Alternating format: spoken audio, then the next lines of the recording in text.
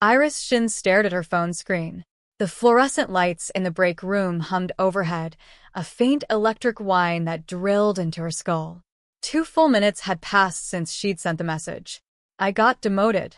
The contact name read Lucian Crow. Her message hung there alone in the chat, unanswered, like something lost that no one had come to claim. She turned the phone face down on her knee and traced the cold edges of the case with her thumb. The demotion had come without warning. That morning's department meeting. 10 o'clock. She'd been presenting the Q3 strategy as head of planning team 2 when Director Marcus Zhou slammed a stack of printouts onto the table in front of all 13 team members. Iris, your data models are completely wrong. Even your basic target demographic positioning is off. Zhou adjusted his glasses, his tone flat and procedural. This isn't a charity. You've held this position for 2 years, and your output has ranked at the bottom for 3 consecutive quarters. Effective immediately, you're being transferred to Planning Team 1 as an execution planner. Fiona Zhao will take over your role. The conference room went so quiet she could hear the HVAC system cycling air through the vents. Fiona sat to her left.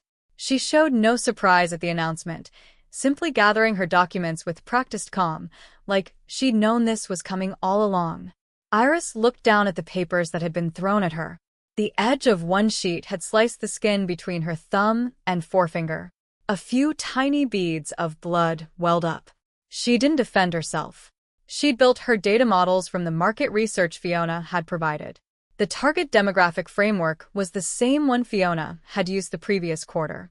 But at this particular moment, any defense would sound hollow. Because Fiona was Marcus Zhou's protege. And Iris was leftover baggage from a previous director who'd already been forced out. That was corporate life. New leadership, new loyalists. She showed nothing in the meeting room, packed her desk in silence, moved to a cubicle in Planning Team 1 section. The new spot had a window facing the city skyline, looked respectable enough, but coffee stains from the previous occupant still ringed the corner of the desk.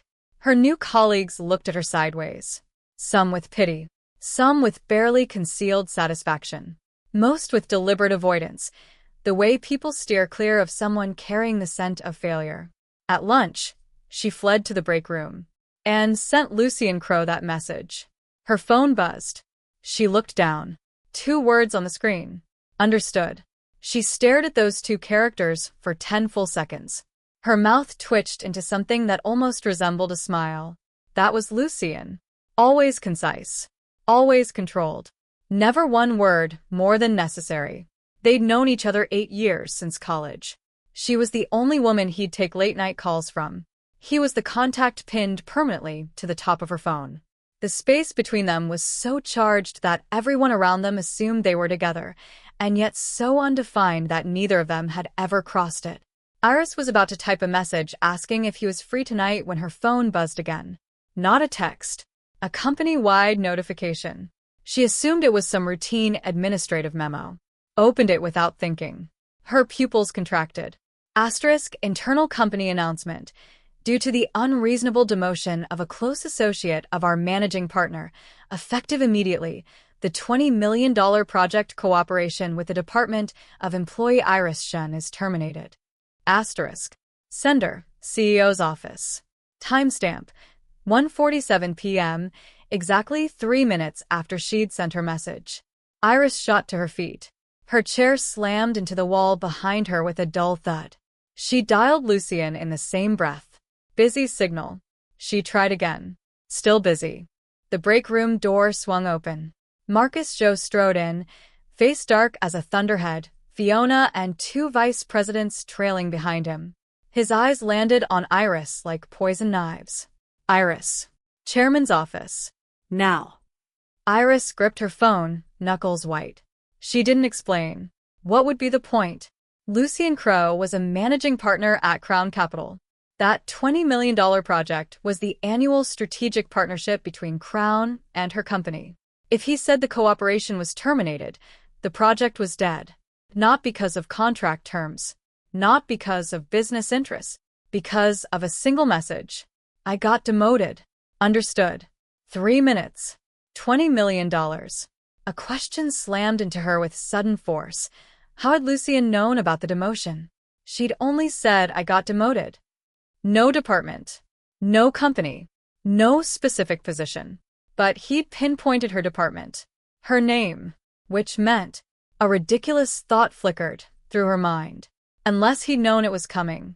The chairman's office door swung open, and Iris saw someone she hadn't expected. Lucien Crowe stood at the floor-to-ceiling windows, suit jacket draped over one arm, back to the door, phone pressed to his ear. His silhouette was sharp, shoulders cut like blade edges. He turned at the sound of the door. At 35, Lucien Crowe had a cold face, highbrow ridge, deep-set eyes, thin lips pressed together in a way that made him look perpetually calculating and perpetually indifferent to everyone around him. His gaze landed on Iris, held for a beat, then slid away as he said into the phone, "Do what I said," and hung up. Chairman Howard Wong sat behind his desk, expression pained, though his voice stayed diplomatic when he addressed Lucien. "Mr. Crowe, perhaps there's been some misunderstanding?" Iris's demotion was simply a routine internal personnel adjustment. Lucien slipped his phone into his jacket pocket. His voice wasn't loud, but every word landed with perfect clarity. "Chairman Wong, I've made myself clear. Crown Capital does not partner with companies incapable of basic fairness. My associate was demoted without cause. That signals serious internal management problems. I have no reason to trust such a team to deliver a qualified project." Iris stood frozen in the doorway. Associate. He'd called her his associate. Since when? Marcus Joe's face cycled through shades of purple. His lips trembled, but he didn't dare confront Lucien directly in front of a chairman. He turned his fire on Iris instead. "Iris, what exactly is your relationship with Mr. Crowe? Do you understand what it means to leverage external connections to pressure the company?" Iris opened her mouth. Lucien spoke first. "Leverage." He repeated the word like it was a meaningless line item in a document he didn't care about. "Director Zhou, terminating the cooperation was my independent business decision. It has nothing to do with Iris. If you're looking to assign blame, assign it to whoever made the demotion decision." He paused, letting his gaze settle on Zhou. "Who made that decision?" The room went still. Zhou's face went white, then gray, then white again. Iris watched, something complicated churning in her chest. Lucien was standing up for her, in the most brutal way possible. But the fallout from this, it went far beyond just venting her frustration. $20 million gone. A massive hole in the company's annual revenue target. And someone would have to take the fall for that hole. That someone was probably her. "Lucien." Her voice came out steadier than she expected. "Let's talk. Outside." Lucien looked at her. Didn't move. Chairman Wong seized the opening to play peacemaker. "Mr. Crowe, here's what we'll do. We can reassess the demotion decision. Iris's capabilities are certainly recognized by the company." "Not necessary." Lucien cut him off and turned toward the door. Passing Iris, he said low, "Come." She followed him into the hallway. Empty corridor. Just their footsteps echoing through the silence. She took a breath. "You terminated the partnership. Now what? You think helping me like this? How do you think the company's going to treat me after this? They'll think I orchestrated it behind the scenes. They'll think I used you to force their hand. How am I supposed to keep working here?" Lucien stopped, turned to face her. The hallway lights poured down from above, casting half his face in shadow. "You don't need to keep working here." Iris blinked. "What does that mean?" "Crown is launching an MCN division. We need someone who understands strategy to lead the team." Lucien's voice was calm, like he was discussing something decided long ago. 3 times your current salary. Stock options separate. You're coming. It wasn't a question. It was a notification. Iris searched his face for any trace of humor. Found none. "You're insane," she said. "Because of one message?" Lucien didn't answer. He glanced down at his phone, and something flickered across his expression, a nearly imperceptible tightening. "I have to go. Think about it." He pocketed the phone and headed toward the elevator. 2 steps later, he stopped and looked back. "Iris." "Yeah." "The demotion. It won't end here." The elevator doors closed. She caught a last glimpse of him standing in the car, head bent over his phone, screen light illuminating his face, expression unreadable. She stood there, mind reeling. Then her phone buzzed. A new message. Unknown number. Asterisk, the matter you asked me to investigate, I have results. 3 years ago, that surgery. The person who signed the consent form, it was him. Asterisk. Iris's fingers clenched so hard her phone nearly slipped from her grip. 3 years ago. The surgery. The thing she never let herself think about. She'd been 3 months pregnant. Sudden hemorrhage. Rushed to the hospital. Woke up and the baby was gone. The doctors told her she'd arrived too late. Emergency surgery had been necessary. Someone had signed the consent form. She'd always assumed it was her ex-boyfriend, the man who'd vanished the moment she got pregnant. She didn't even know how he'd gotten word in time to make it to the hospital. But this message said otherwise. Iris raised her head. The elevator at the end of the corridor had already descended to the first floor. She stared at the glowing floor number, and a memory surfaced. 3 years ago, Lucien Crowe had disappeared for an entire week. She'd called. No answer. Texted. No reply. Gone to his office. The receptionist said he was on a business trip. When he came back, he offered no explanation. Just took her to dinner and said something strange. He'd said, some things are better forgotten. She'd thought he was just in a mood. Now she stood clutching a message that made her hands shake. She called the unknown number. A low male voice answered.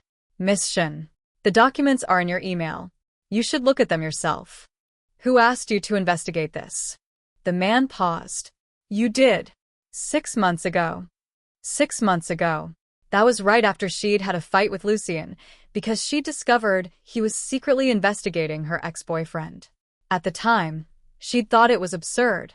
That man had vanished from her life, completely. Why would Lucien be digging into him?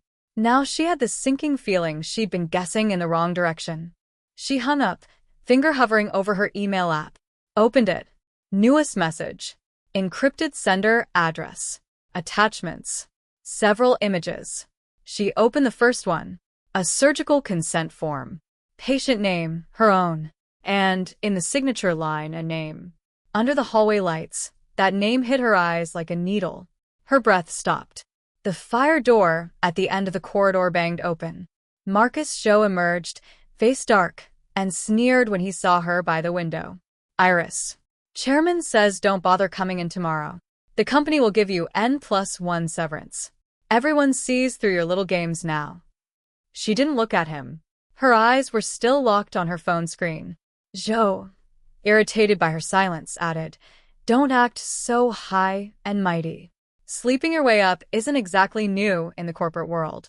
Though your technique is impressive, cost the company $20 million. You think Lucien Crowe actually cares about you? A man like that, you're just... Director Zhou. Iris's voice cut through, unnervingly calm. Zhou stopped. She locked her phone and lifted her head. Her eyes held no anger, no grievance, no excess emotion at all. You're right. Using a man to climb isn't respectable. She smiled, light, faint, like a leaf settling on still water. But what if that man is the father of my child? Zhou's face seized up. Iris walked past him. Her heels echoed through the empty corridor. She pushed through the main doors. Outside, the sun was blinding. Her phone lit up again. A message from Lucien Crowe. 5 words. Don't do anything stupid. Iris looked at the message, pocketed the phone, flagged down a cab. The door slammed shut, and she finally broke, tears spilling onto the back of her hand. 3 years ago, the one who'd signed was him. He'd signed her surgical consent form, taken away their child, then disappeared for a week. Come back. And told her to forget. Forget. Iris closed her eyes as the cab merged into traffic, the city skyline glittering through the window, bright to the point of pain. The cab drove 40 minutes across the elevated highway before Iris told the driver to stop outside a private women's hospital. She hadn't set foot in this place for 3 years. New security guard at the entrance. New reception nurse. But the room number at the end of the hallway hadn't changed. 302. She remembered it clearly. It was the room she'd woken up in, abdominal incisions still aching, a nurse telling her the surgery had been successful, but the baby was gone. Her phone buzzed 3 times as she stood in the corridor. HR. She didn't answer. The door to room 302 opened. A middle-aged woman in a white coat stepped out, saw Iris, and stopped short. Iris. Dr. Caroline Zhou pulled down her surgical mask, surprise flickering across her face. What are you doing here? Dr. Zhou had been her attending surgeon 3 years ago, the head of obstetrics who'd come in on her day off to perform the emergency procedure. She'd visited Iris twice in recovery. Dr. Zhou, I need to ask you something. Iris pulled up the photo of the consent form on her phone and held it out. The surgery 3 years ago. The person who signed, do you remember? Dr. Zhou glanced at the image. Her expression shifted. She was silent for a moment. Then she took Iris by the arm, pulled her into the examination room, and shut the door. Who told you to look into this? Her voice was low. Just tell me. Was it this man who signed? Dr. Zhou looked at the name on the screen, then at Iris. She exhaled. Yes. You were hemorrhaging unconscious. It was critical. You needed surgery immediately. This man arrived with the ambulance. He found me directly, said he was your emergency contact, and signed the consent form. Iris's fingers tightened around her phone. He said he was my emergency contact? Yes. Dr. Zhou paused, choosing her words carefully. He also gave me very specific instructions. He asked me not to tell you he was the one who signed. He said there were complicated circumstances between you, that if you knew, it would be difficult for you. I thought he was being considerate. So I agreed. Iris shut her eyes. Complicated circumstances. What a lovely phrase. He'd signed away their child, then invoked complicated circumstances to make the doctor keep a secret. And she? For 3 years, she believed it was her ex-boyfriend who'd signed. Hated that man for 3 years. Hated him for not even showing his face. Hated him for leaving nothing behind but a signed form before vanishing into thin air. Now she knew. The man she'd been hating for 3 years wasn't her ex-boyfriend. It was Lucien Crow, the man she'd known for 8 years. Iris? Are you all right? Dr. Zhou's voice pulled her back. I've fine. Iris opened her eyes. Dr. Zhou, back then, was the surgery really necessary? Was there any chance of saving the baby? Dr. Zhou was silent for a long time. The silence worked like a dull blade, slowly cutting into Iris's chest. Iris, I don't know if I should say this. Dr. Zhou walked to her desk, sat down, and pulled a medical file from the drawer. When you were brought in 3 years ago, aside from the hemorrhage, we found another issue. What issue? Dr. Zhou opened the file and pointed to a handwritten note. Your blood work showed a coagulation abnormality. In a pregnancy with that condition, the risk of hemorrhage increases steadily as gestation progresses. That episode wasn't an accident. It was a physiological inevitability, given your condition. Iris stared at the words. She recognized every character, but they wouldn't assemble into meaning. You're saying, even if we'd saved at that time, something would have happened eventually? Not eventually. Dr. Zhou looked up at her. The fetus had already stopped developing. Surgery wasn't a choice. It was the only option. The exam room was silent. Air conditioning blew against Iris's face, carrying the scent of disinfectant. The fetus had already stopped developing. So, it wasn't that Lucien had made the choice for her. There had been no choice to make. Did he know? Iris asked. Yes. Dr. Zhou nodded. I told him before the surgery. The fetus couldn't be saved. The procedure was to save your life. He listened with no expression at all, then asked one question. How high is the surgical risk? I said there was some risk. He said, you have to save her. You have to save her. 3 words, spoken lightly. But Dr. Zhou remembered them clearly, because when the man said those 3 words, his voice had been shaking. The surgery was successful. You were in the ICU for 2 days. After you were transferred to a regular room.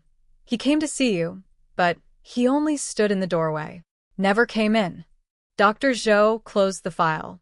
He asked me to tell you the person who signed was an emergency medical worker. Said it would be better for you that way. Iris's grip on her phone loosened. She leaned against the exam room wall and slid slowly to the floor.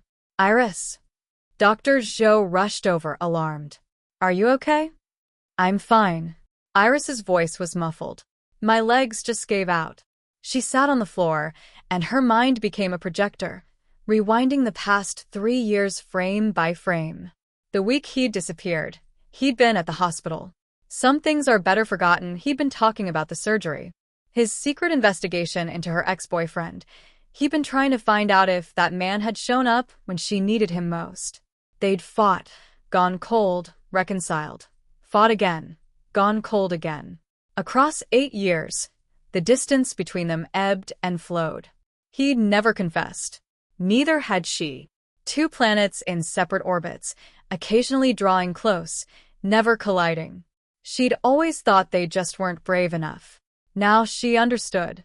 Maybe it wasn't a lack of courage. Maybe it was because he knew something she didn't. Their child was gone. And he believed it was his fault. Dr. Zhou, one more thing. Iris lifted her head. When he signed the consent form, what was his mental state? Dr. Zhou thought about it. He appeared very calm, clear. Didn't seem like someone who was panicking.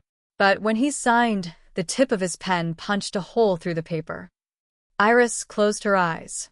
That man never lost control in front of anyone. She forced the tears back, stood up, brushed the dust from her pants. Thank you, Dr. Zhou. Sorry to bother you. Iris. Dr. Zhou called after her. There's something else you should know. The night of your surgery, he sat outside the ICU all night. Didn't leave until the next morning.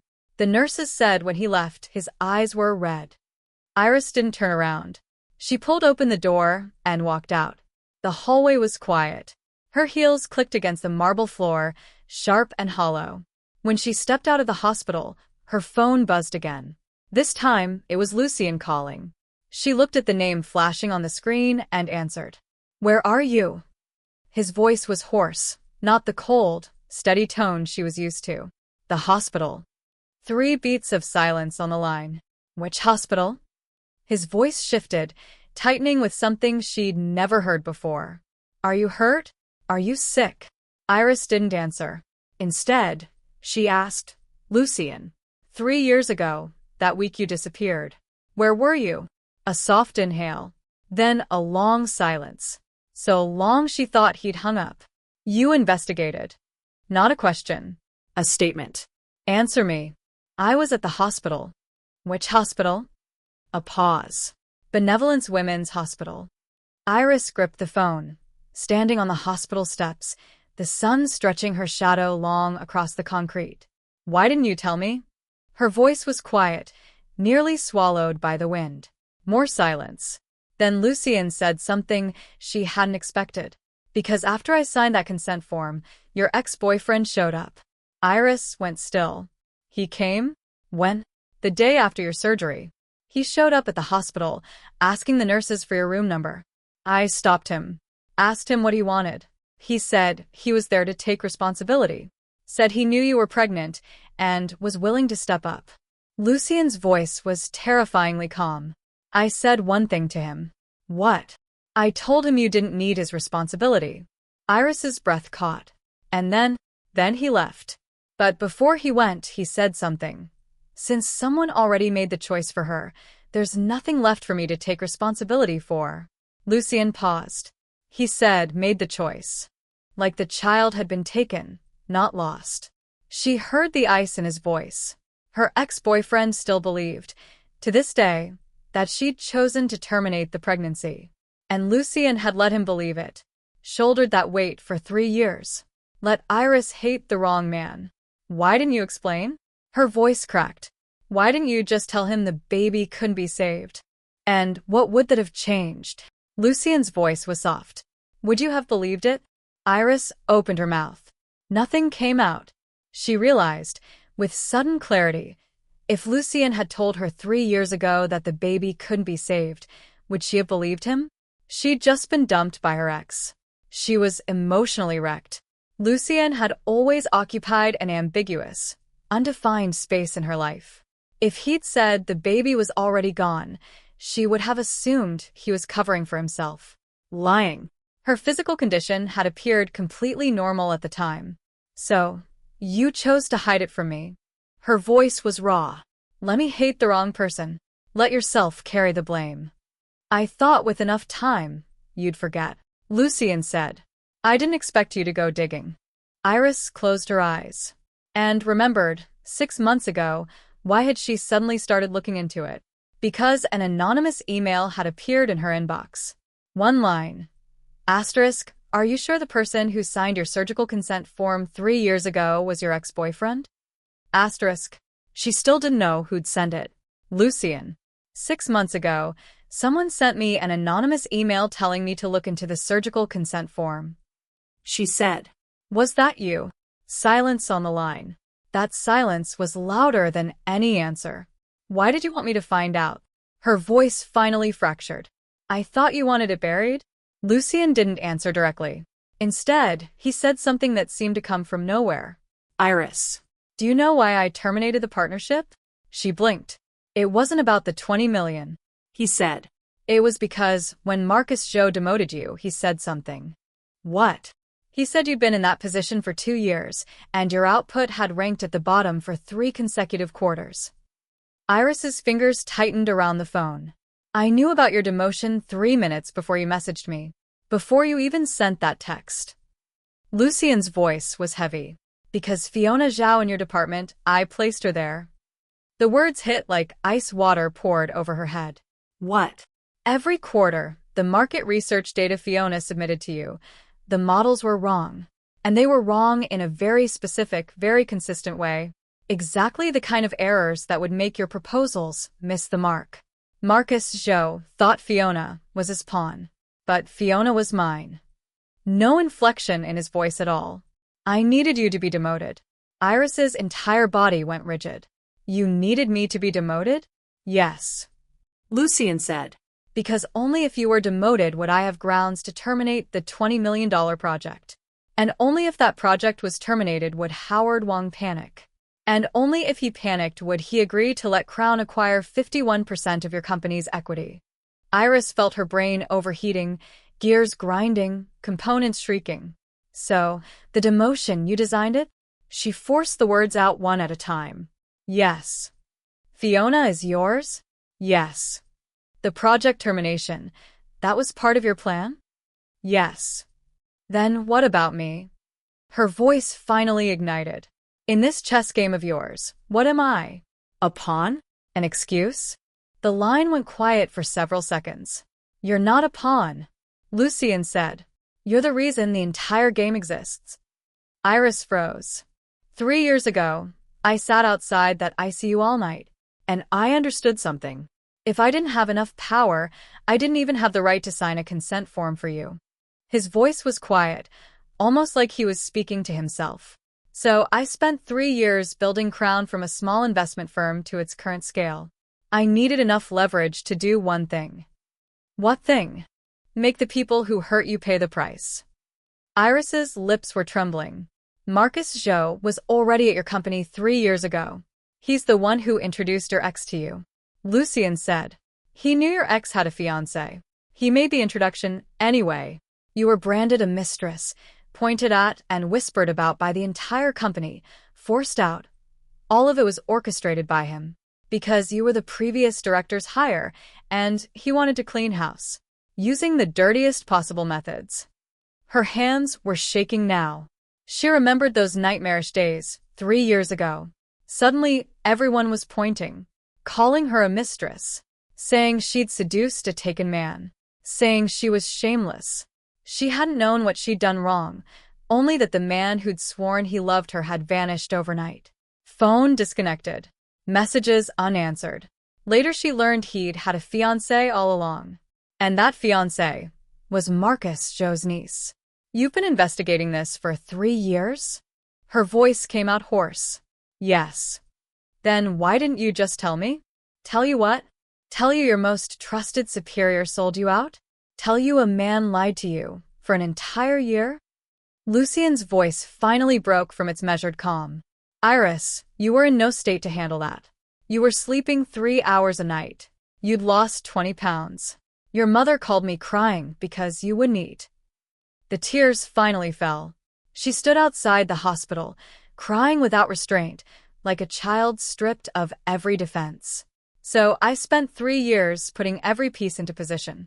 Lucien's voice steadied again. Marcus Zhou, Fiona Zhao, Howard Wong, every single person, moving on tracks I laid down. This entire situation, I spent 3 years building it just so you could walk out of that company clean. With full compensation. Not driven out with the word mistress, branded on your back. Iris was crying too hard to speak. Now you know everything. Lucien said. You can hate me. You can curse me. You can never see me again. But I did these things, and I've never regretted a single one. His breathing was soft on the line. Iris wiped her face, inhaled deeply, and forced her voice steady. Lucien, where are you? Crown Tower. Top floor. Wait for me. She hung up and flagged another cab. The door slammed shut. Her phone screen lit one more time. A new message. Asterisk before that surgery 3 years ago, Lucien Crow did one more thing. I doubt he told you about it. Asterisk. The cab pulled up outside Crown Tower. Iris sat staring at the anonymous message for a full minute. Asterisk before that surgery 3 years ago, Lucien Crow did one more thing. I doubt he told you about it. Asterisk. She didn't reply. Locked the screen. Got out. Shut the door. The lobby was cavernous and empty. No receptionist at the front desk, just 2 security guards watching monitors in the corner. One recognized her as she approached and swiped his card to call the elevator for her. Top floor, Miss Shin. Mr. Crow is expecting you. Iris nodded and stepped inside. The mirrored walls of the elevator car showed her reflection, eyes red, makeup ruined, hair wind-tangled. She straightened her collar in the mirror and tucked the loose strands behind her ears. The numbers climbed. 1 to 28. Then the top floor. The doors opened. The top floor was Lucien's private office level. Iris had been here twice before. Once, 5 years ago, when Crown was still a cramped 30-square-meter startup space and Lucien sat alone behind a computer eating takeout, his desk buried in business plans. The second time, 2 years ago, after Crown had moved into this tower, the top floor renovated in minimalist coldness that matched its owner. Tonight, the hallway lights were off. Only the office at the far end glowed with dim amber light. Iris walked toward it and pushed open the door. Lucien sat behind his desk, a document spread before him, a mug of coffee gone cold at his elbow. He was still in the black suit from this morning, but his tie was half undone, the top 2 buttons of his shirt open, exposing a sliver of collarbone. He looked up at the sound of the door. His eyes were red too. They stared at each other across the office. Neither spoke. Iris walked in, set her bag on the sofa. Then she went straight to the desk, picked up the cold coffee, and poured it across the contract in front of him. Brown liquid bloomed across the pages like a dark flower. Lucien looked down at the ruined document. His expression didn't change. He even reached over and took the mug from her hand, gently, and set it on the corner of the desk where she couldn't knock it over. Do you feel better? He asked. No. Iris said. She walked around to his side of the desk, stood in front of him, looking down. From this angle, she could clearly see the bloodshot veins in his eyes, the tension locked along his jaw, the plain silver band on his right ring finger. The one he never took off. She'd asked him about that ring once. He'd said it was his mother's. Now she wasn't so sure. His mother died when he was 10. A 10-year-old boy couldn't wear an adult's ring size. This ring. Iris seized his right hand. Whose is it really?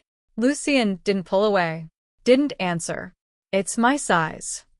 Her voice trembled. I measured. It fits my ring finger perfectly. The air in the office seemed to stop moving. Dead still, like stagnant water. When did you measure? Lucien's voice was barely audible. When you were asleep. She stared into his eyes. One time you fell asleep on the couch. I tried on your ring. It slid onto my finger like it was made for me. Guess what I felt? Lucien said nothing. I thought Does this man like me? He wears a ring that fits my finger on his wedding band finger. What does that mean? Tears started sliding down her face again. But I didn't dare ask. Because I was terrified you'd say I was imagining things. 8 years we've known each other. You've never once confessed.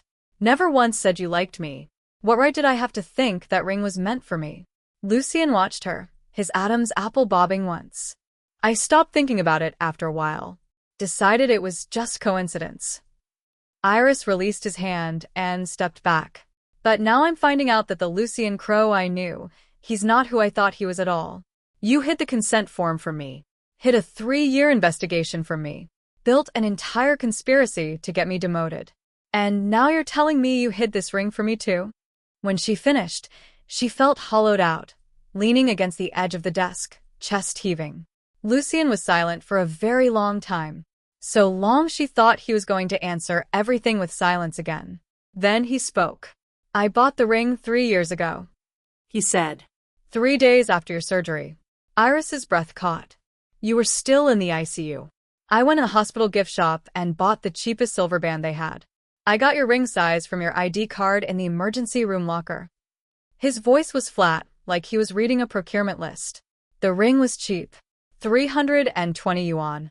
But that night, sitting outside the ICU with that ring on my finger, I felt something steady for the first time. He looked down at the plain band on his right hand, thumb tracing the metal surface. I've replaced it 3 times. Each time with better material. But the size has never changed. Silver to white gold to platinum to custom-made, he said. Because it fits you perfectly. Iris's tears hit the floor. You never thought to tell me? She choked out. Tell you, and then what? Lucian lifted his head and looked at her. Let you know I was in love with you? And then, knowing I was the one who signed away your child. Accept my feelings? Do you think you would have said yes? Iris couldn't answer. You wouldn't have. Lucian answered for her. You would have thought I was exploiting your vulnerability, taking advantage of your pain. You would have been disgusted by me. So I chose not to say anything. I chose another way to stay by your side. What way? Being your brother. He said those 3 words with a faint, self-mocking curve at the corner of his mouth. A brother doesn't burden you. A brother doesn't make you feel indebted. A brother shows up when you need him and disappears when you don't. Iris shut her eyes. 8 years. This man had spent 8 years standing guard beside her, wearing the label of brother. He was the first to arrive when she was sick. He drank with her when her heart was broken. He helped her analyze situations when work went wrong. She'd thought it was friendship, thought it was their special understanding, thought she was just his closest friend. Now she understood. It was never friendship. It was the mask he'd worn, using brother as his cover. Why are you telling me now? She opened her eyes. Because your plan is complete? Because I don't need to stay at that company anymore? You think now is a good time for confession? No, Lucian said. Because you've already started digging into things. And I don't know what else you'll find. I'd rather you hear it from me than from someone else. Iris's heart slammed against her ribs. What else will I find? Lucian didn't answer. Instead, he stood and pulled a manila envelope from his desk drawer, handed it to her. When you were rushed to the hospital 3 years ago, the paramedics found an emergency contact in your phone, he said. It wasn't your ex-boyfriend. It was your mother. Iris took the envelope. Her hands were shaking. When your mother got the call, she phoned me. Lucian's voice was soft. She said she was in your hometown. It would take 4 hours to get here. She asked me to go to the hospital first. She said 2 things. The first was, please take care of her. The second was... He stopped. Iris's heart was pounding so hard it felt like it might burst. What was the second? Lucian looked at her, and in his eyes was something she'd never seen before. Pain, guilt, and a tenderness so deep it seemed carved into bone. The second was, if the baby can't be saved, don't tell her. She won't survive it. The envelope fell from Iris's hands. Your mother knew about your pregnancy much earlier than you think, Lucian said.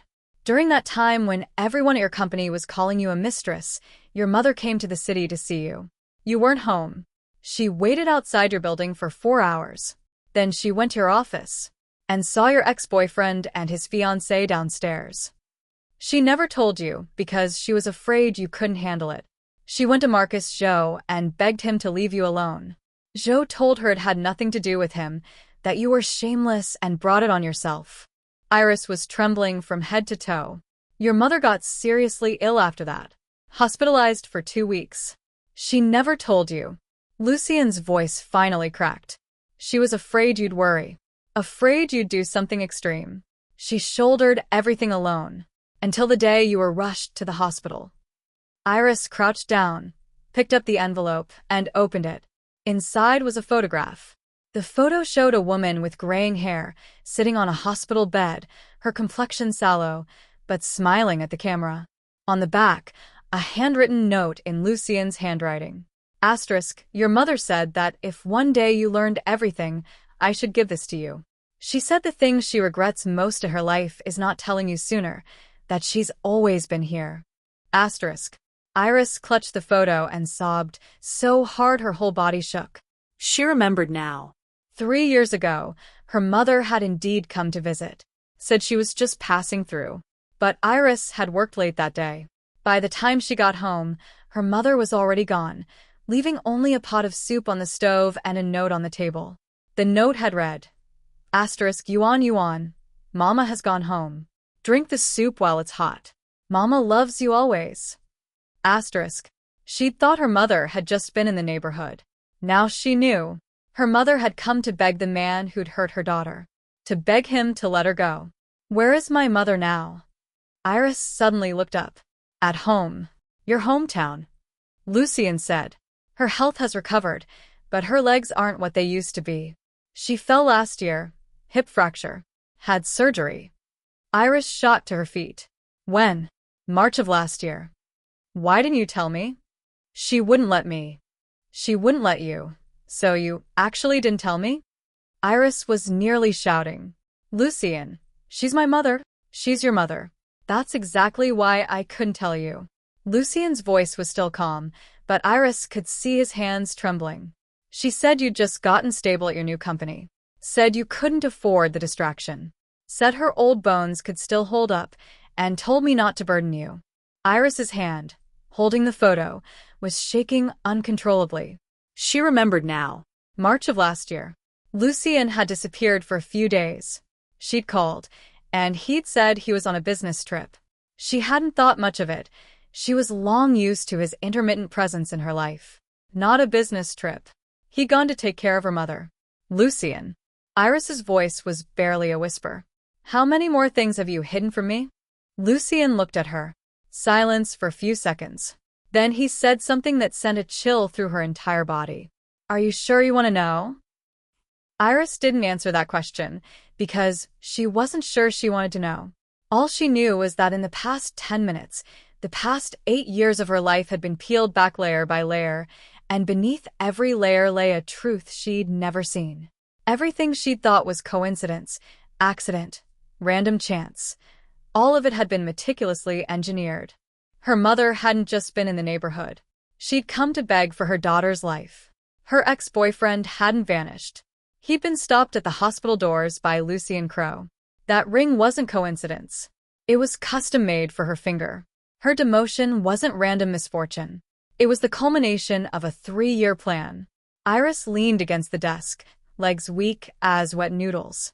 She slid slowly to the floor, buried her face in her knees, shoulders heaving. Lucien didn't come to help her up.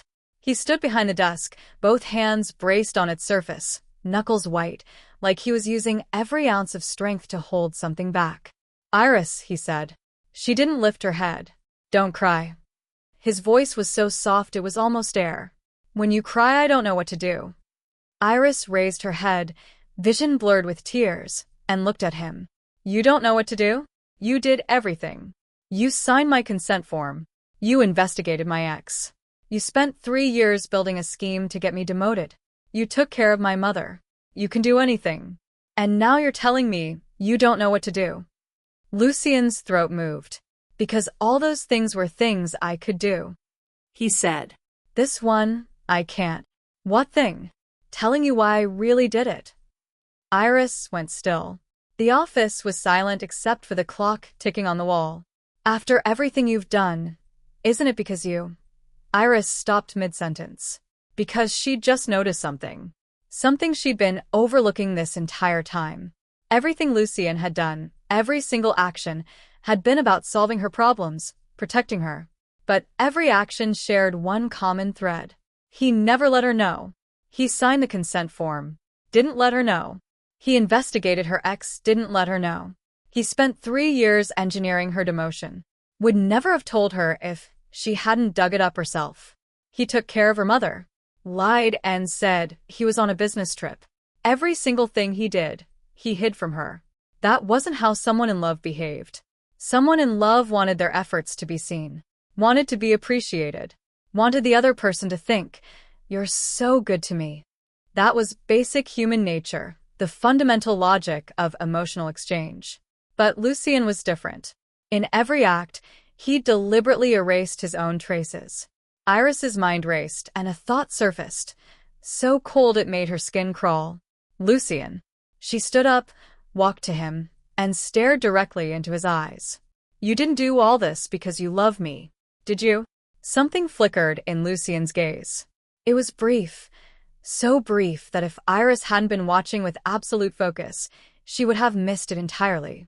What are you talking about? His voice stayed level. You're atoning. She enunciated each word. Every single thing you've done, it's been atonement. The air in the office seemed to crystallize. Lucien didn't deny it, didn't confirm it, just stood there, like a statue, face utterly blank. But Iris saw the ring on his right hand tremble slightly in the light. Before that surgery 3 years ago, you did something else.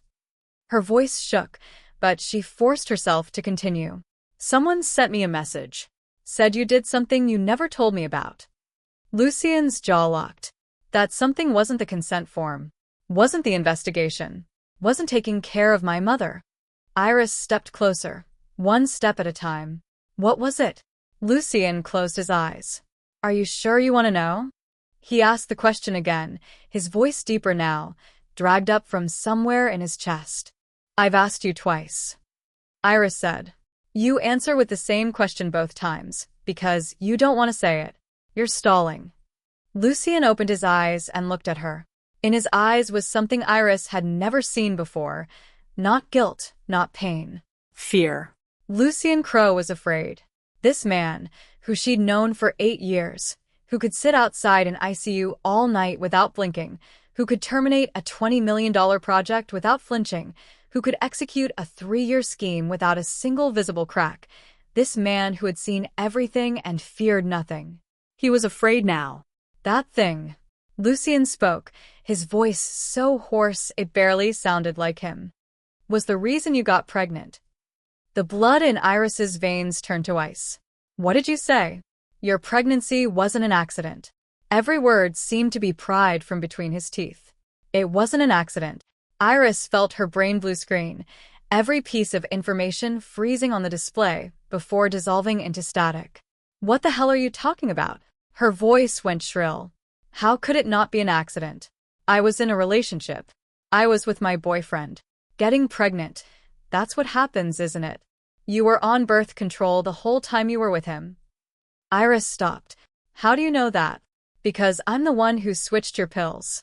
The clock on the wall suddenly seemed deafening. Iris stared at Lucien, her pupils vibrating. You switched them? Her voice had completely changed register.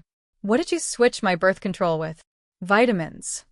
A massive roaring sound filled Iris's ears. She remembered now. 3 years ago, she had been taking a small white pill every day. Her ex-boyfriend had given them to her, said they were imported birth control, low side effects, 1 a day. She'd thought he was being thoughtful. Now Lucien was telling her those pills had been switched. Not switched with another contraceptive. Switched with vitamins. You switched them? Iris's voice trembled. That bottle of pills, you switched them? Yes. Why? Lucien didn't answer. I asked you why. Iris was nearly screaming. Because the pills your ex-boyfriend gave you weren't birth control. Lucien's voice finally fractured. They were ovulation stimulants. He wanted to get you pregnant. He planned to use the baby to force you to make his fiancé back off. Iris felt like she'd been struck by lightning. Frozen where she stood. I tracked down his medical records. Found the prescription. Found the timeline of his relationship with you. Lucien said. He gave you those pills and told you they were birth control. Told you to take one every day. You believed him. But the more you took, the higher your chances of getting pregnant. Iris's hand pressed against her own abdomen. That child. The child she'd always believed was an accident. Not an accident. A calculated trap, designed by the man she'd trusted. So you switched them? Iris's voice was raw as sandpaper. You switched the ovulation stimulants with vitamins? Yes. Then why did I still get pregnant? Lucien was silent for 3 seconds. Because your ex noticed the medication wasn't working. He suspected you'd secretly stopped taking it. So later, without your knowledge, he switched the vitamins back. He said. During the time you conceived, that's what you were taking. Iris had no tears left to cry. She just felt cold. A cold that seeped from her bones outward. Why didn't you tell me? She asked. Tell you, and then what? Lucien's voice was terribly calm. Tell you a man had been lying to you for an entire year? Tell you every pill you swallowed was part of his calculated trap? Tell you your pregnancy wasn't an accident, it was a scheme? Iris couldn't speak. I thought about telling you, Lucien said. But by then you were already pregnant. What would have been the point? It would only have destroyed you. So, I chose another way. What way? I made that man disappear. Iris's head snapped up. How did you make him disappear? Lucien didn't answer directly. Instead, he pulled his phone from his jacket and opened a photo, then handed it to her. The image showed a man from behind, wearing a hospital gown, sitting in a wheelchair, being pushed by an orderly. The background was what looked like a high-end rehabilitation center. Who is this? Iris asked. Your ex-boyfriend. Her eyes went wide. What happened to him? Car accident. Lucien said. When you were 2 months pregnant, he was in an accident. Spinal cord injury. Paralyzed from the waist down. After the accident, he vanished from your life completely because he was admitted to a rehabilitation center. He's been there ever since. Iris's hand, holding the phone, was shaking. The accident was it an accident? Lucien looked at her and said nothing. That silence was clearer than any answer. Lucien. Her voice was barely scraping out of her throat. What did you do? I didn't do anything. Lucien said. I just knew he would be at that intersection. I knew a truck would run a red light at that exact time. And I didn't warn him. Iris closed her eyes. You could have warned him. Yes. You didn't. Yes.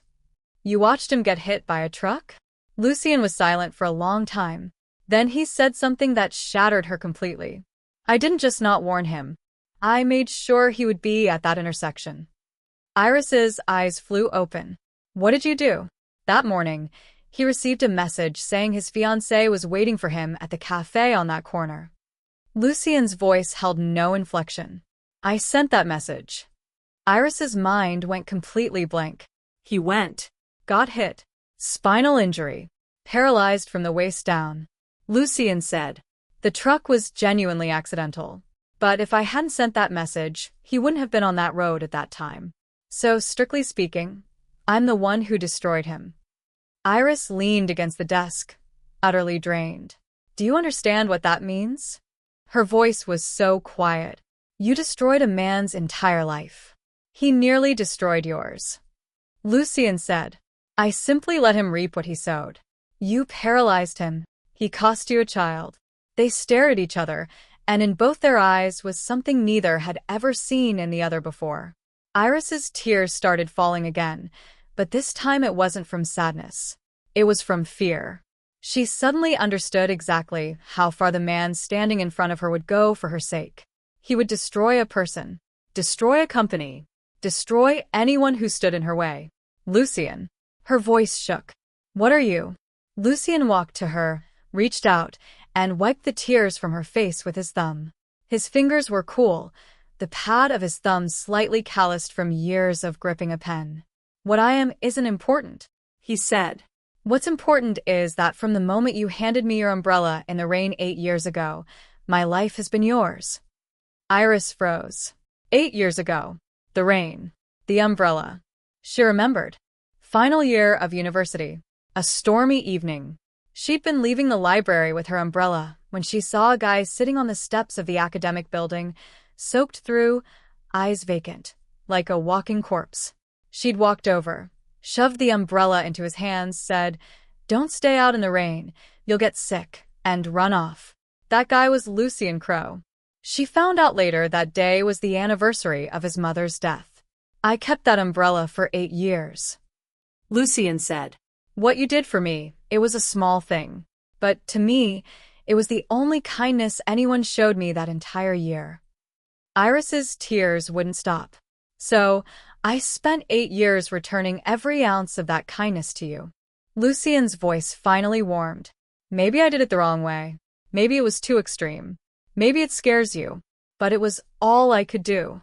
He stepped back, lowered his hand. "Now you know everything. You can leave. You can hate me. You can call the police. Any of it. But I want you to remember one thing." "What?" "Your mother has been waiting for you to come home." Iris's breath caught. She looked down at the photograph in her hand. Her mother, smiling. Sallow complexion, but the smile was so warm. "She's been sick all this time.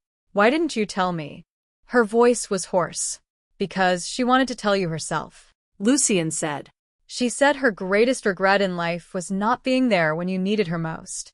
She said she didn't want to miss any more." Iris clutched the photograph and turned toward the door. At the threshold, she stopped. "Lucien." "Yes. When I come back from seeing my mother, we're going to talk. A real talk." She pushed open the door and walked into the corridor. The elevator doors closed. Her phone buzzed. The same anonymous number. Asterisk, "You think that's everything? There's one more thing. Something even Lucien doesn't know." Asterisk. Iris stared at the message, fingers suspended over the screen. The elevator was descending. The signal bars were dropping one by one. The message timestamp showed 2 minutes ago, back when she was still on the top floor. Someone was tracking her movements in real time. The thought drove into the back of her skull like an ice pick. She looked up sharply at the security camera in the corner of the elevator car. The red indicator light blinked steadily, like a tireless eye. Ground floor. Doors opened. The lobby was still empty. The 2 security guards were still watching their monitors. When Iris walked past, one of them glanced up, and something flickered across his face, a brief evasion. "Miss Shin, need us to call you a cab?" "No." Iris walked out of the building. Sunlight stabbed her eyes. She stood on the steps, staring down at the anonymous message, mind racing. If the sender wasn't Lucien, who was it? Fiona? Impossible. Fiona was Lucien's operative. No reason to undermine her own boss. Marcus Show? Also impossible. The man was drowning in his own problems right now. No bandwidth for this. Her ex-boyfriend? Even more impossible. Paralyzed from the waist down, probably couldn't even hold a phone steady. Then a possibility surfaced. One that made the back of her neck go cold.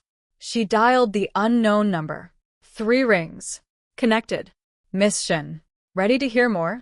The same low male voice, calm, as if chatting with an old friend. "Who are you?" "Someone who, like you, wants to know the truth." "What truth?" "That thing Lucien Crow did 3 years ago. You think you know all of it now. But you've only seen the tip of the iceberg." A pause. "He told you about switching the pills. He told you about the accident, right?" Iris's grip tightened on the phone. "How do you know all this?" "Because I've been watching him. Everything he did, I was there. Including that rainy night 3 years ago, when he knelt outside the hospital for an entire night." Iris's heart seized. "He knelt. You didn't know that, did you?" A soft, humorless laugh. "Of course not. He'd never tell you. He never shows you his most broken moments. That day, after your surgery, after he sat outside the ICU all night, the next morning the doctor told him you were out of danger. He stood up, walked to the hospital entrance, and knelt. Why? Because he was begging someone to forgive him. Who? Silence on the line. Keyboard clicks in the background, like someone searching for something. Your mother. The man said. Your mother arrived at the hospital in the early hours that morning. She found him at the entrance. He said one thing to her. Andy, I'm sorry. I promised you I'd take care of her. I failed. Tears welled in Iris's eyes again. What happened then? Your mother slapped him. The voice was matter-of-fact. She said, I don't blame you for not saving the baby. I blame you for not telling her the truth when she needed it most. Iris shut her eyes. She thought about her mother, who'd raised her to be honest, to be direct, to never bury things in her heart. And her mother herself. How many things had she buried? Sick and bearing it alone. Suffering and bearing it alone. Even hospitalized, refusing to let her daughter know. What happened after that? Your mother told him to stand up. And she said something else. The man paused. She said, Child, you don't owe anyone anything. The only person you owe is yourself. Iris's tears fell. Why are you telling me all this? She choked out. So, you understand, Lucien Crowe isn't who you think he is. The man's voice shifted. No longer that calm, detached narration. Something raw crept in. He's not some cold, calculating strategist. He's someone who has no idea how to express love. He buried every feeling so deep that even he forgot where he put them. Iris caught something in his tone. You know him. A long silence. I've known him 15 years. The man said. I was his college roommate. Iris went rigid. Lucien's college roommate? She'd never heard him mention any roommate. She only knew he'd been a loner in university, barely socializing, keeping to himself every day. He never mentioned you. Of course he wouldn't. The man laughed, but there was no humor in it. Because I'm the one who got his mother killed. The air seemed to stop. Iris clutched the phone, mouth open, unable to form a single word.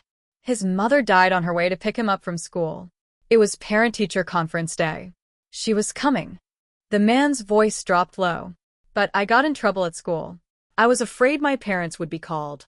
So I begged him to take the blame for me. He agreed. The teacher called his mother instead. On her way here, car accident. Iris's breath stopped. He took the fall for his best friend. And that friend killed his mother. The man's voice finally cracked. Do you think he hates me? Iris couldn't speak. He doesn't. He never even blamed me. After the conference, he said one thing to me. It's okay. It wasn't your fault. A soft, choked sound on the line. But I've never forgotten. Not for a single day. So I've been watching over him ever since. I wanted to help him, but he never needed it. He carried everything alone. For 15 years. His mother's death. Your child. Your mother's surgery. Everything. Everything. Everything. Alone. Iris's hand was shaking. He thinks he's been atoning. But he has nothing to atone for. He just cares too much. Cares enough to carry everything for the people he loves. A few seconds of quiet on the line.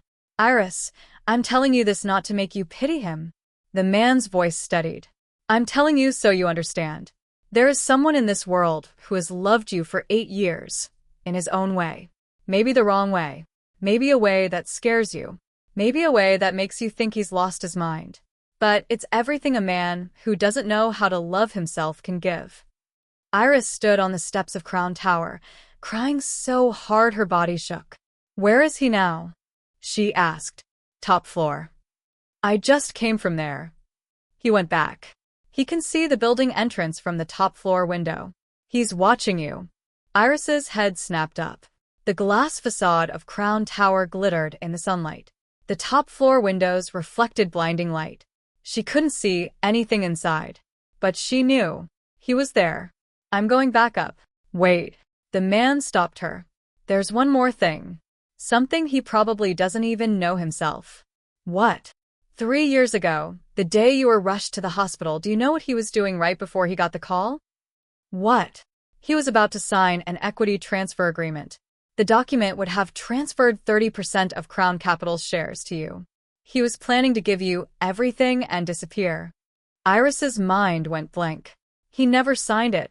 He just picked up the pen when the hospital called. He dropped everything and ran. That agreement is still locked in his office safe. Iris spun and ran back into the building. The elevator doors closed. She hit the button for the top floor, then kept jabbing the door close button, as if that could make the elevator move faster. Her phone buzzed again. Not the anonymous number this time. Lucien. She answered. Don't come back up.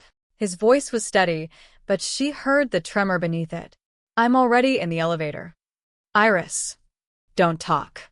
Her voice was shaking. You've said enough. Now it's my turn. The elevator reached the top floor. Doors opened. The hallway lights were on now, much brighter than before. The office door stood open. Lucien was at the threshold, phone still in hand. Iris walked out of the elevator. Toward him. Step by step. 10 steps. 5. 3. She stopped in front of him and tilted her head back to look at his face. His eyes were still red. His jaw was still locked tight. He looked braced for rejection, for curses, for blows. Iris reached out and took his right hand. She looked down at the ring on his finger, thumb tracing the metal surface. This ring, you've replaced it 3 times. Silver to white gold to platinum, platinum to custom-made. Every time, better material. But the size never changed. Lucien didn't speak. Because it's my size. Iris lifted her head and looked into his eyes. You've worn it for 8 years. But in your heart, you've always known who it really belongs to. His throat moved. Iris slid the ring off his finger. Her movements were slow and deliberate, like a ritual. The ring slipped over his knuckle, catching the light. Then she put it on her own ring finger. Perfect fit, like it had been there all along. Lucien. She looked at the ring on her hand, voice trembling. 8 years. You owe me an answer. What answer? Do you love me? The office was so quiet they could hear each other's heartbeats. Lucien looked at her, at the ring on her finger, the ring he'd worn for 8 years. His eyes finally reddened. From the moment you put that umbrella in my hand. His voice was so hoarse it was barely audible. I've loved you. Iris rose onto her toes and kissed him. The kiss tasted like tears, like 8 years of restraint and suppression, like all the words never spoken and all the tears never shed. Lucien's hands lifted, hovered at her waist, afraid to land, as if she were something precious that might shatter at his touch. Iris grabbed his hands and pressed them hard against her waist. Hold me. She mumbled against his mouth. If you don't hold me right now, I'll jump off this building. His arms tightened convulsively, pulling her against him so hard she could barely breathe. You're threatening me? His voice was muffled against the curve of her neck. I'm just stating a fact. Lucien squeezed harder, burying his face in her hair. She felt his shoulders tremble, felt something warm and wet fall against her neck. This man, who never lost control in front of anyone, was crying in her arms. She held him there, in the top-floor office, the city skyline sprawling beyond the windows, sunlight pouring through the floor-to-ceiling glass and stretching their shadows long across the floor. She didn't know how much time passed before her phone buzzed again. She ignored it. It buzzed 3 more times. Finally, she pulled back and looked at the screen. 3 messages. The first was from HR, formal termination notice, severance to be deposited within 3 business days. The second was from Fiona Zhao. For words. Asterisk, I'm sorry, sis. Asterisk. The third was from the anonymous number. Asterisk, Iris. Protect him. In this world, you're the only one who can destroy him. Asterisk. She stared at the message, her fingers slowly tightening. What is it? Lucien asked. Iris locked her phone and looked up at him with a smile. Nothing, she said. I was just thinking. About what?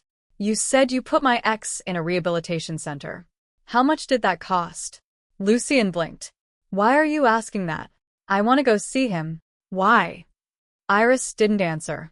She picked up her bag and turned toward the elevator. At the door, she paused and looked back. Because you were right, she said. Some things need closure. Lucian watched her, silent for a moment. I'll go with you. No. Iris shook her head. This is something I have to do alone. She stepped into the elevator. As the doors slid shut, she saw him standing in the corridor, backlit, eyes still red. The elevator began its descent. Iris looked down at the ring on her finger, thumb stroking the metal surface over and over. She opened her phone and sent a message to the anonymous number.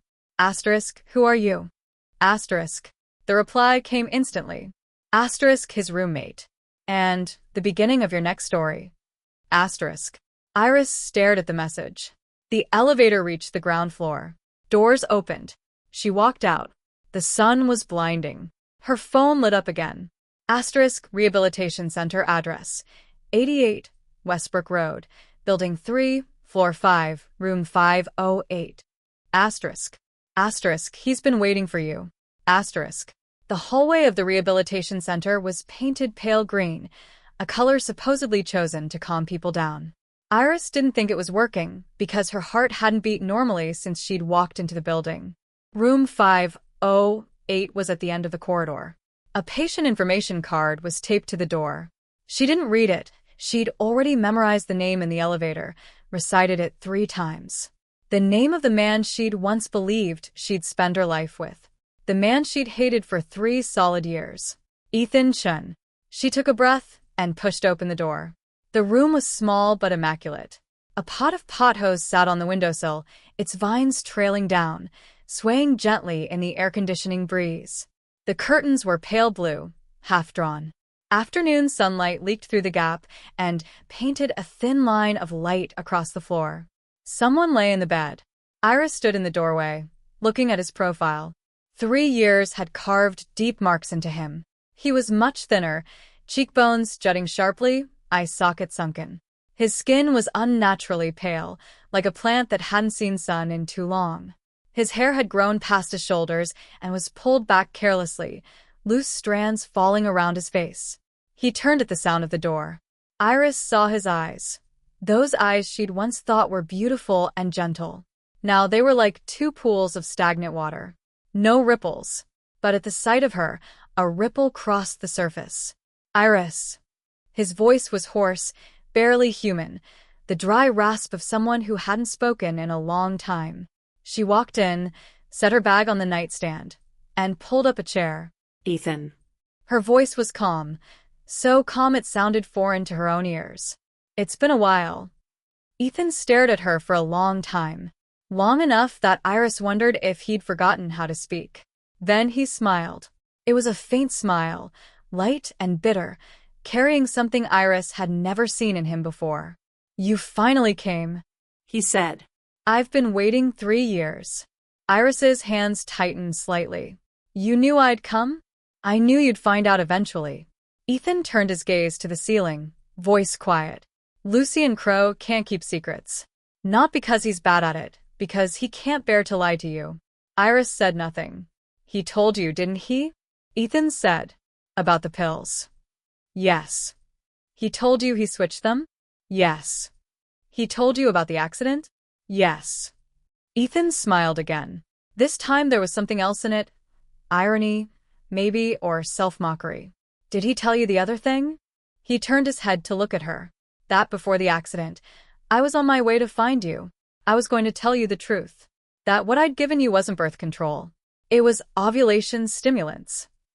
Iris's heart skipped a beat. You were coming to find me? Yes. Ethan said. My fiancé found the pills. She confronted me. I told her everything. She slapped me.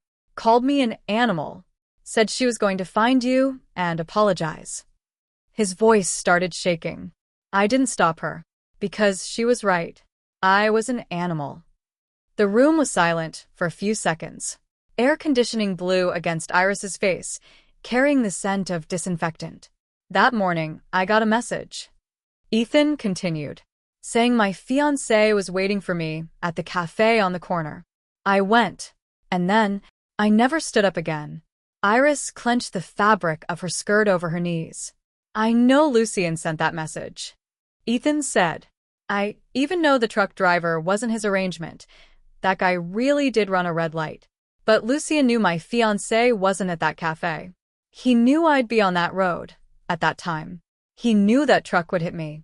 He looked at Iris, and something glinted in his eyes. Not tears, but something close to release.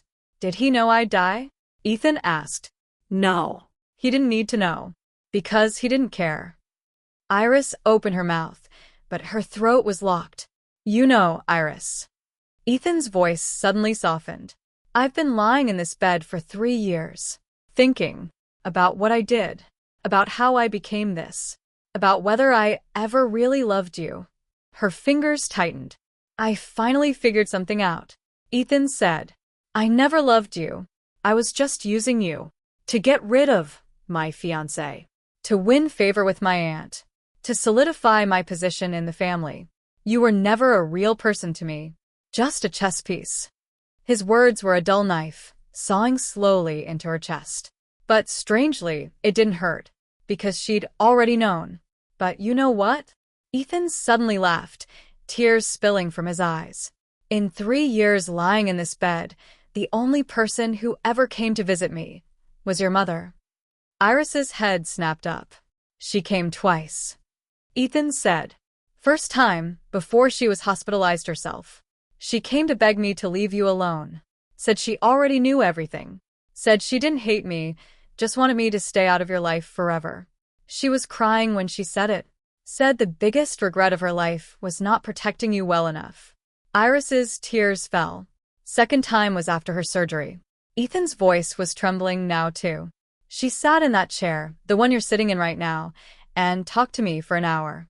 She told me her daughter had found a good man, someone who would protect her for the rest of her life. She told me to rest easy, to focus on recovering, to stop thinking about the past. Iris covered her mouth, tears streaming down. After she left, I cried for a long time. Ethan said, not from regret, because I suddenly realized I've lived 30 years, and the only person who was ever truly kind to me was the mother of the woman I hurt most. The silence in the room was crushing. Iris. Ethan said her name, barely above a whisper. Why did you come today? To hear me apologize? To watch me repent? To tell me you hate me? Iris wiped her face and lifted her head. I came to tell you something, she said. What? I don't hate you anymore. Ethan froze. It took 3 years, but I finally don't hate you. Her voice was steady. Not because I've forgiven you, because I realized hating you is no different from hating myself. You're not worth my hate, and I'm not worth wasting emotion on someone who isn't worth it. Ethan's eyes reddened. You gave the best years of your life to the worst person. Iris stood up and picked up her bag. But I'm not letting that person ruin the rest of it. She turned toward the door. Iris. Ethan called after her. She stopped. Didn't turn around. He's real, you know.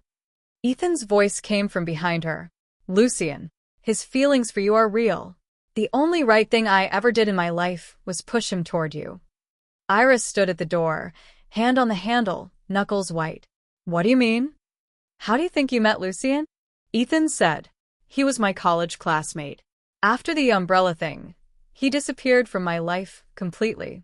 I was the one who found him again. Told him I needed his help. Told him I'd met a girl who was special. Iris turned around and stared at the man in the bed. You pushed him toward me? Yes. Ethan said. But what happened after that, I couldn't control it. He fell in love with you. Fell so hard. He was willing to do anything, including destroying me. Iris closed her eyes. All the pieces suddenly connected. Why Lucien had appeared in her life. Why he'd always been there exactly when she needed him. Why he'd known so much about her situation. Because from the very beginning, Ethan had pushed him into her orbit. But that man, placed there for the wrong reasons, had grown a real heart. Does he know? Iris asked. Yes. Ethan said. He knew from day one. And he still came. Because he wanted to see what kind of person could make a man stoop to such vile methods to possess her. Iris opened her eyes. And he found out you weren't what I thought you were. Ethan's voice was soft. You were 10,000 times better. So he made a decision. He was going to rescue you from a piece of trash like me. By any means necessary, even if it destroyed him. Iris's hand, gripping the door handle, was shaking. Iris. Ethan said. I'm telling you this not to make you think he's some kind of hero. I just think you deserve to know everything. He's kept too much from you. But those things shouldn't become a wall between you. Iris didn't answer. She pushed open the door and walked out. The hallway lights buzzed overhead. Her heels clicked against the marble floor, sharp and hollow.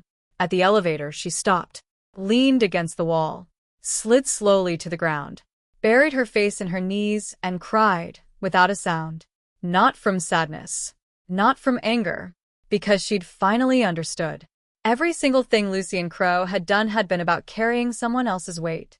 Taken the blame for Ethan, lost his mother, signed her consent form, carried the blame for 3 years, taken care of her mother, hidden her surgery from Iris, spent 3 years building a trap, destroyed the man who'd hurt her.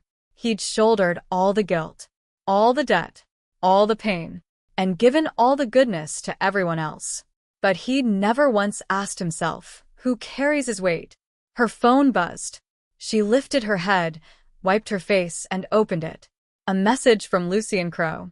Asterisk, where are you? Asterisk. Iris stared at those 3 words and suddenly remembered, when she'd left Crown Tower, he'd said he could see her from the top floor.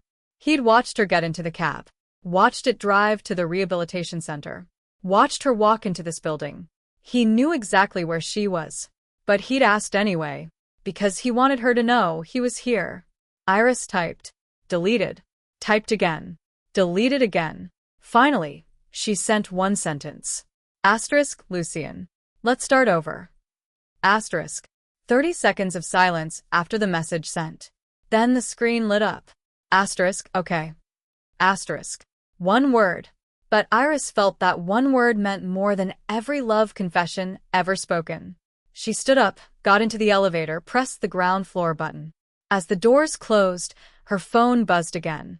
Not Lucien. The anonymous number. Asterisk, your mother is being discharged tomorrow. Lucien already arranged a car to pick her up. But he didn't tell you because he said it wasn't something you needed to worry about. Asterisk. Iris stared at the message, and the corner of her mouth slowly curved up. She typed a reply.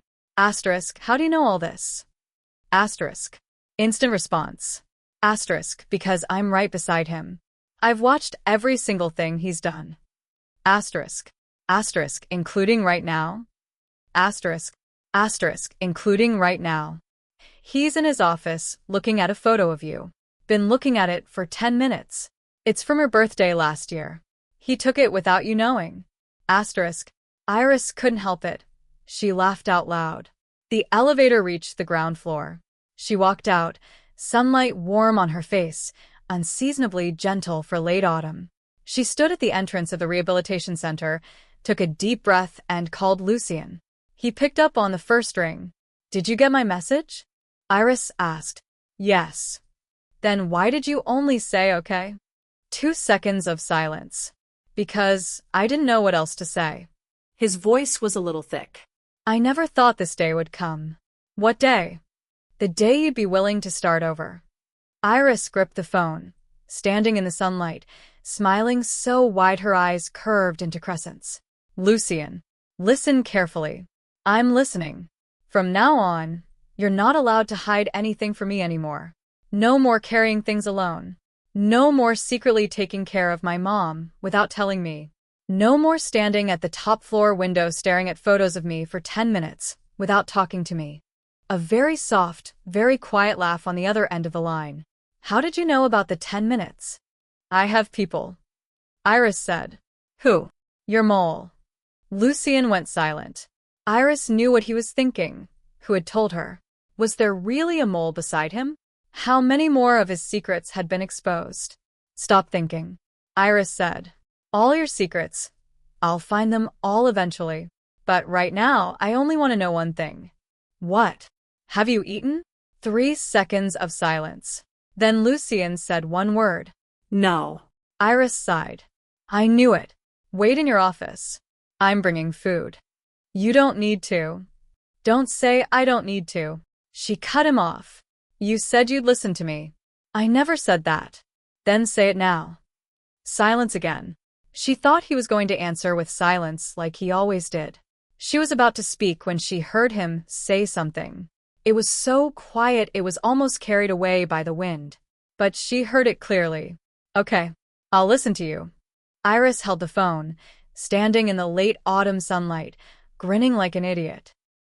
Iris was carrying 2 bags of takeout into the Crown Tower lobby when she noticed someone new at the front desk. A woman, early 30s, Chanel suit, hair pinned up in an elegant twist. She'd been speaking with a security guard in a low voice. At the sound of heels on marble, she looked up. Her gaze landed on Iris. Iris didn't know her, but she clearly knew Iris. Iris Shen. The woman stood, a measuring smile on her face. Finally, we meet in person. Iris stopped. Her fingers tightened slightly on the takeout bags. And you are? Claire Song. The woman extended her hand. Crown's legal director. Also Lucien's college classmate. Iris shook her hand. Claire's fingers were cool, her grip precisely calibrated, professional, distant. You're the roommate, Iris said. Claire's smile shifted, turning more genuine. So he told you? Yes. Those messages were from me. Iris didn't act surprised. She'd figured it out on the ride back from the rehabilitation center. The only person who could see everything beside Lucien was either his assistant or his legal counsel. And the low male voice, that was Claire using a voice modulator. Why did you tell me all that? Iris asked. Claire glanced around. The security guard discreetly stepped away. Because someone needed to speak for him. Claire's voice dropped. That man, he's capable of anything except saying how he feels. If no one forced those secrets into the sunlight, he'd carry them to his grave. Grow old alone. Die with no one to mourn him. Iris's knuckles went white around the takeout bags. You know what else is in that safe in his office? Besides the equity transfer agreement. Claire said. There's one more thing. What? The surgical consent form your mother signed. Yours. Iris froze. Why does he have that? Because he thinks it's evidence of his crime. Claire said. He believes signing that form meant killing your child with his own hands. So he keeps it. To remind himself he owes you a life. Iris's eyes reddened. What he doesn't know is that form was the only thing that saved your life. Without his signature, the doctors wouldn't have dared operate. You could have died. He's not the perpetrator. He's the savior. Iris looked down at the ring on her finger. You should have made him tell me that himself, she said. He never would have. Claire said. So, I did it for him. You can hate me for meddling. I don't care. The only thing I care about is whether he gets what he deserves. Iris lifted her head and looked at Claire. What does he deserve? Claire met her eyes and spoke each word with absolute clarity. Happiness. The elevator doors opened. Iris stepped inside. Claire didn't follow. Iris. Claire called from the lobby.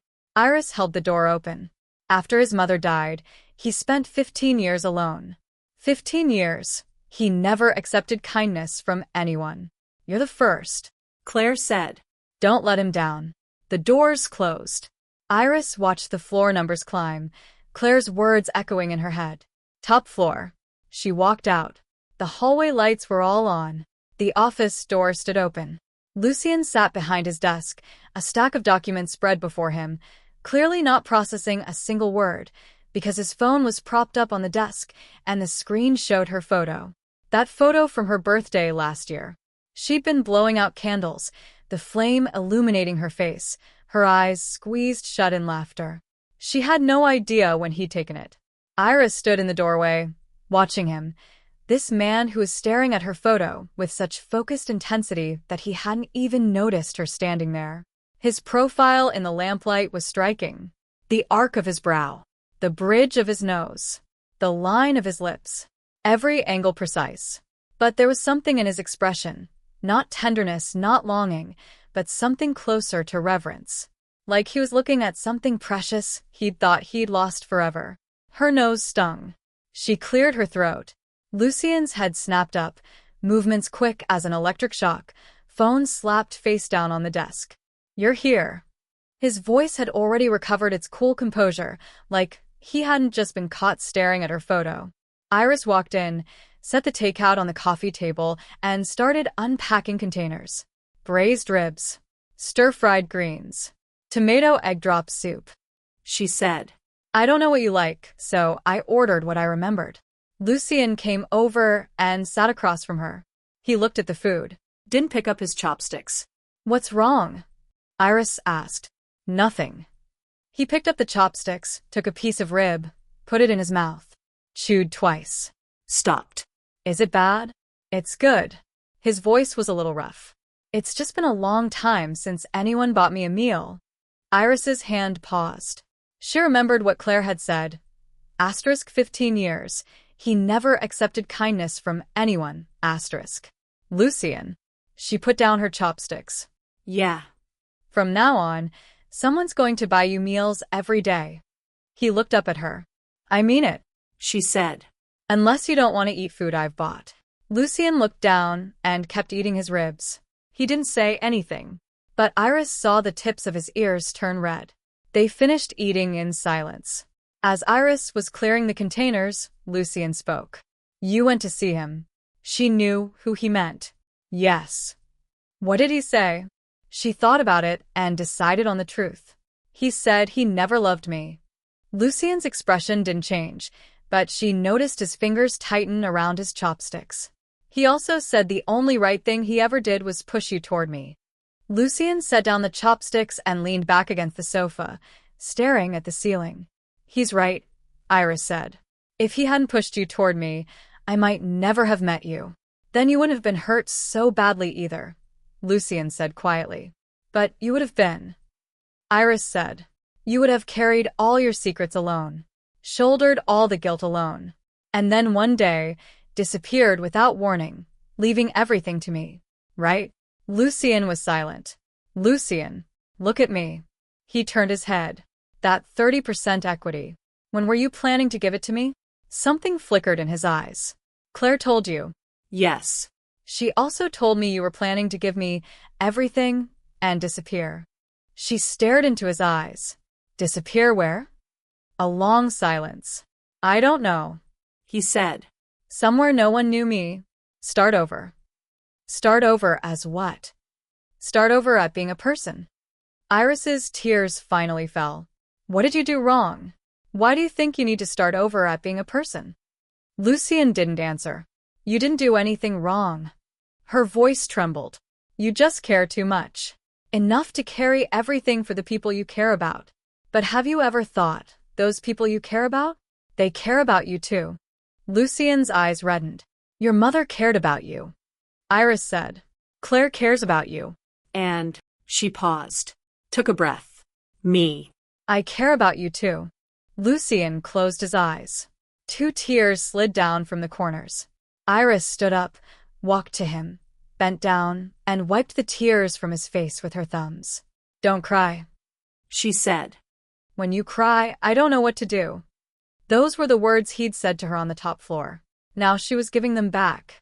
Lucien opened his eyes and looked at her. His eyes were red as a rabbit's, but the corner of his mouth curved up. "You're copying me," he said. "Learned from the best." They stared at each other, both teary-eyed, like 2 fools just fished out of a river. "Lucien." "Yeah." "I don't want the 30%. "Why not?" "Because what I want isn't your money." She looked at him. "What I want is you." His breath stopped. "I want you to eat every day. Sleep every night. Live well every single day." Iris said. "I want you to stop carrying everything alone. Stop bearing guilt that doesn't belong to you. Stop sitting outside ICUs all night and kneeling at hospital entrances begging for forgiveness." Her tears dripped onto the back of his hand. "I want you to be human. Someone with blood and bone, who cries and laughs, who hurts and fears," she said. "Not the Lucien Crow who can endure anything, who doesn't care about anything, who buries everything inside." Lucien reached out and took her hand, pressed it against his cheek. His face was cold. Her hand was warm. "Iris," he said. Yeah. I'm scared. She froze. I'm scared I won't be able to give you what you want. His voice shook. I'm scared I won't be good enough. I'm scared one day I'll disappoint you. I'm scared. What are you scared of? She cut him off. Lucien looked at her, and his eyes were full of fear. I'm scared I don't deserve you. Iris leaned down and pressed her forehead to his. Lucien, listen to me.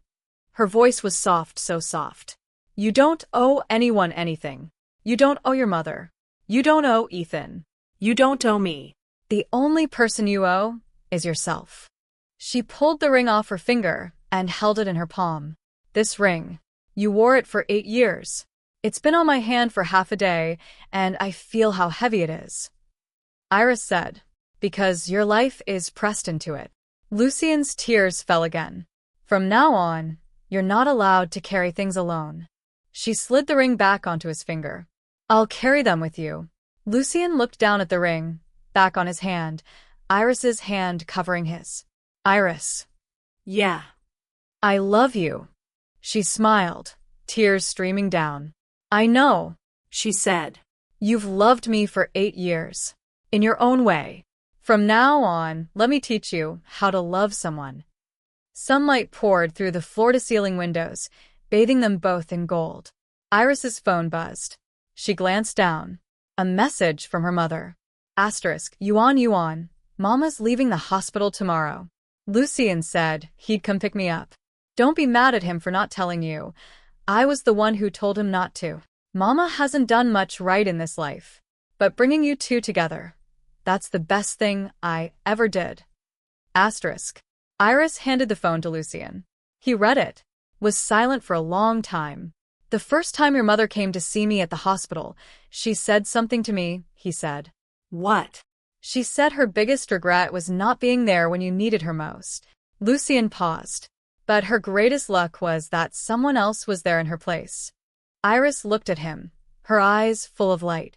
Lucien. Yeah. Tomorrow, we'll go pick up Mom together. Okay. From now on, we do everything together. Okay. Stop saying okay. Say understood. Understood. Iris laughed, her eyes curving into crescents. She looked down at the ring on his finger, glowing with warm light in the sun. 8 years. 8 whole years. This man had bound himself to her with a ring. And now she finally understood he hadn't been atoning. He'd been waiting for her to discover that he'd been here all along.